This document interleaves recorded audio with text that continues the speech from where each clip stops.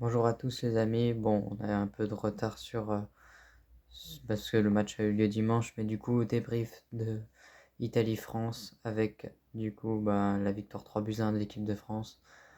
Bon, je vais être rapide. Je trouve que ça a été un match. Dans l'ensemble, c'était un match vraiment sans jeu, quoi. Il n'y a vraiment pas eu de rythme. Mais ça reste l'une des meilleures performances de la France dans cette année 2024, donc ça montre à quel point il était temps que cette année se finisse. On va faire le point vite fait sur chacun. Un Mike Maignan exceptionnel, qui sort un arrêt à la dernière seconde sur la frappe de Moïskine, qui est exceptionnel, l'arrêt de Maignan. Un Lucas Digne qui a été des grands scores, vraiment exceptionnel, Lucas Digne. Koundé, ouais c'est Koundé qui a joué, a été très moyen, très très moyen Koundé, mais comme son match contre Israël, il a été très moyen aussi. On va retenir aussi une charnière centrale qui a été solide, hein, Konaté, Saliba, dans la continuité un peu de ce qui se passe, de ce qu'ils font en club au final. Un milieu Rabiot a fait un très bon match. En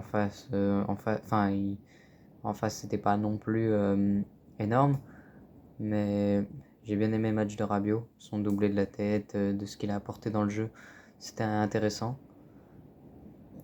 Et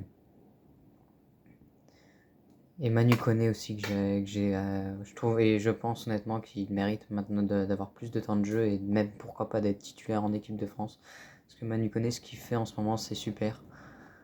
Après évidemment ça peut pas être lui le MVP du match, hein, vu qu'il a pas de stats, et vu qu'il y a que ça en ce moment dans le foot, et c'est la vérité, hein. Ensuite Nkunku a été pas si mal. Nkunku pareil, j'aime bien.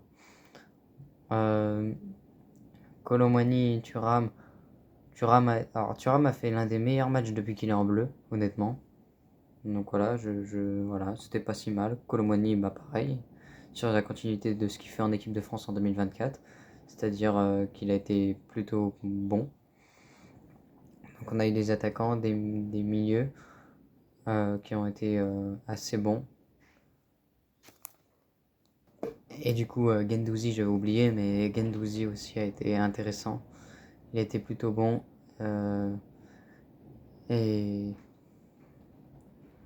et voilà, je ne veux pas faire le point sur Deschamps, vous savez à peu près ce que je pense de lui. Et je vais juste rajouter un petit bonus, c'est que impressionné de la victoire de Saint-Marin, qui a gagné 3-1 contre le Liechtenstein et qui se qualifie et qui est promu en Ligue C de Ligue des Nations. Donc bravo à eux. Pour une équipe qui a fait que 3 victoires dans son histoire, se monter en Ligue C, c'est énorme. Donc bravo. Sur ce, je vous laisse. Et on se dit à la prochaine fois qu'il y a un match du PSG. Pour le prochain match du PSG contre Toulouse. A plus.